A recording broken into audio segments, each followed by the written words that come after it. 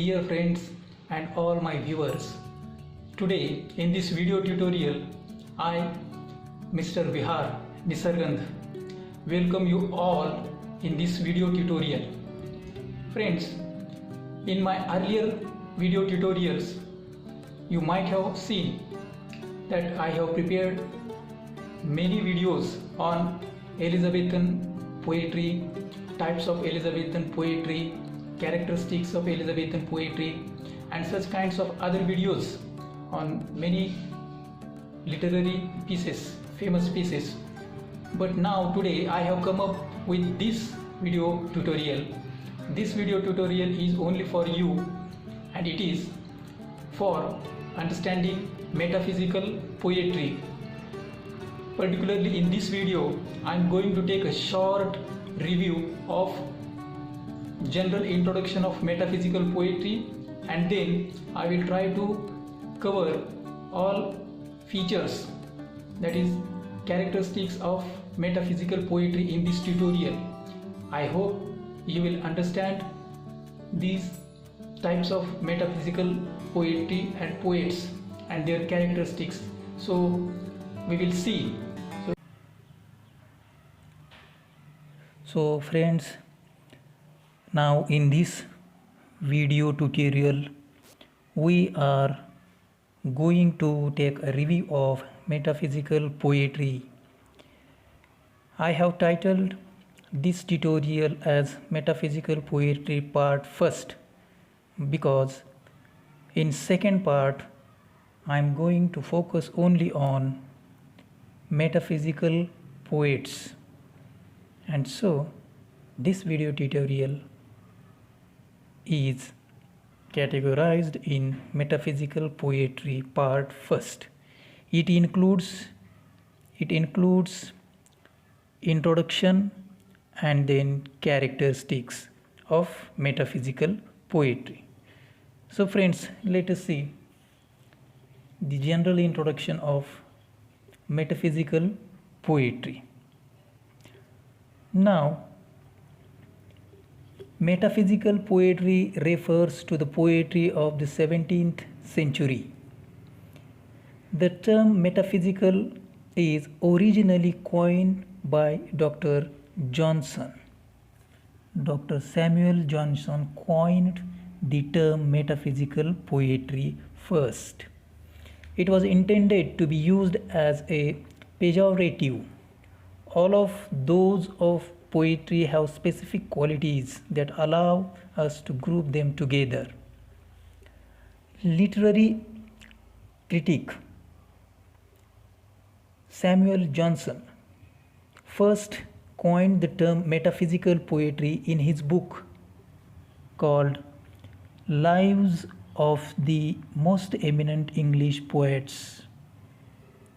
So it includes the period 1179 to 1781. Now, this poetry came out of the 17th century England or British poets. The word meta means after, and so the literal translation of metaphysical is after the physical.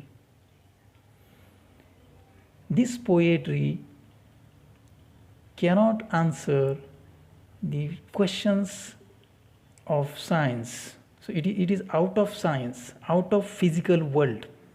Actually, it has no any connection between reality and the world. Basically, metaphysics deals with questions that can't be explained by science. It questions the nature of reality in a philosophical way. Friends, now as we have seen, the poetry of metaphysical poetry is the poetry of the 17th century England. It refers to the poetry of 17th century and that combines emotion with intellect, often in unconventional ways, with the goal of understanding human mind.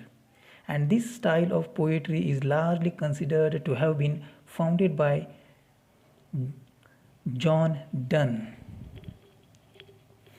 Actually, this poetry covers a long period of time from 1519 from 1592 to 1678. This has the combination of emotion and intellect. As we have seen, it is considered as it has been founded by Dr. John Donne. John Donne. And this term coined by Dr. Samuel Johnson. So don't get into confusion between John Donne and Dr. Samuel Johnson. This poetry, it has a common characteristics. Perhaps the most common characteristics. And these characteristics are all highly intellectualized. So friends, it has also a strange imagery.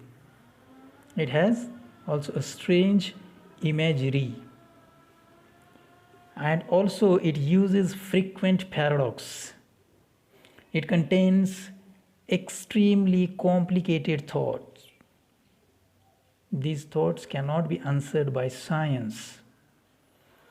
It is extremely intelligent and witty. And it is also deeply religious. It is characterized by strange conceits, also, comparisons, images, paradox. These types of poems offer a logical or philosophical argument, and therefore the poet will weave in comparisons that seem very out of place. So we find it already. I have told you that metaphysical poetry, so this MP, it stands for metaphysical poetry.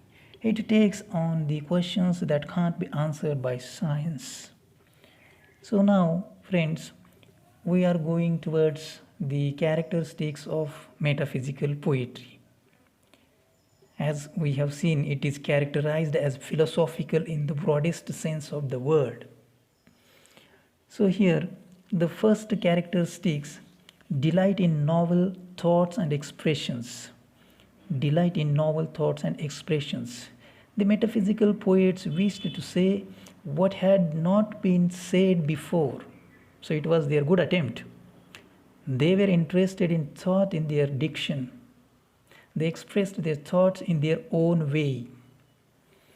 The next characteristics is obscurity of metaphysical poetry.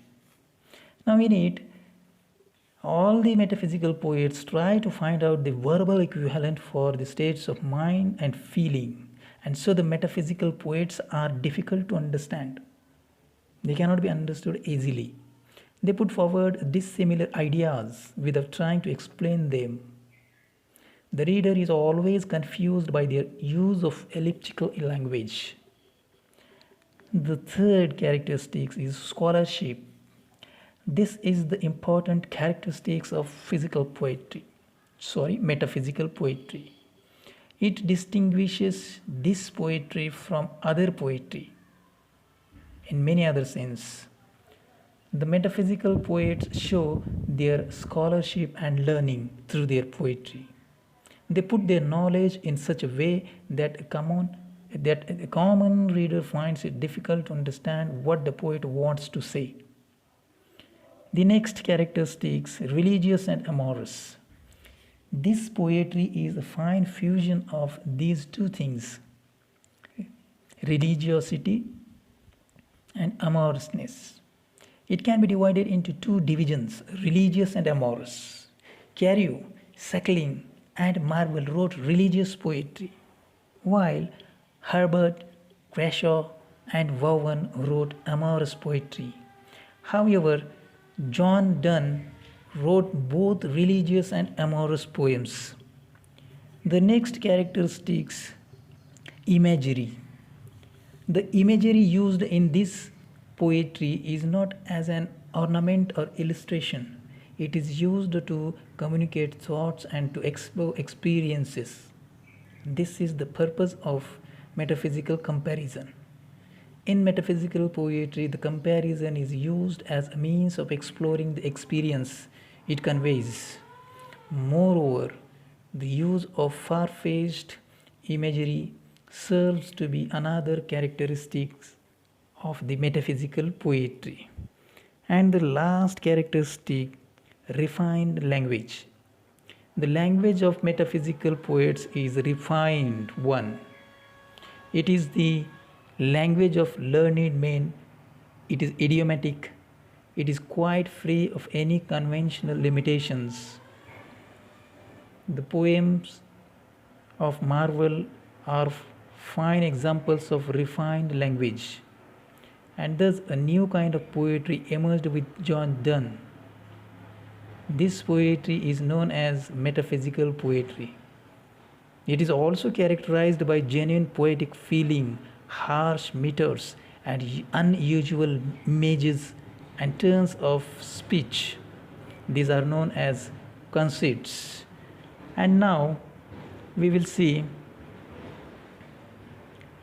next remaining characteristics of metaphysical poetry. Characteristics of metaphysical poetry. In second part, we are going to see the first characteristic of it, wit and humor. It is perhaps the most common characteristic of metaphysical poetry because it contains large doses of wit. In fact, although the poets were examining serious questions about the existence of God or whether a human could possibly perceive the world, the poets were sure to ponder those questions with humor. So wit and humor, it was one of the characteristics. Then second, it sought to shock the reader. Metaphysical poetry also sought to shock the reader and wake him or her up from his or her normal existence in order to question the unquestionable. The next characteristics, the poetry often mixed or combined ordinary speech with paradoxes and puns. The results were strange, comparing unlikely things such as lovers to a compass or the soul to a drop of dew. These weird comparisons were called conceits. The next characteristics of metaphysical poetry is here religious sentiment. Metaphysical poetry also explored a few common themes. They all had a religious sentiment. In addition, many of the poems explored the theme of carpe diem, seize the day, and investigated the humanity of life. And the last characteristics of Elizabethan, always I use Elizabethan, not Elizabethan, metaphysical poetry, thought and feeling. It seems very philosophical. One great way to analyze metaphysical poetry is to consider how the poems are about both thought and feeling. This seems very philosophical. So friends, this is how the general introduction of metaphysical poetry along with its characteristics. Now we are going to stop. I hope you will like this video in order to get proper understanding of metaphysical poetry. Now till then, stay home, my dear friends, and take care of your life. Till then, thank you. So friends, I hope this video tutorial will help you to understand metaphysical poetry and its characteristics. I hope this will be helpful for all of you. We will meet in next video. That video will be on only metaphysical poets. Till then, stay home, stay safe. Thank you. We will meet in next video.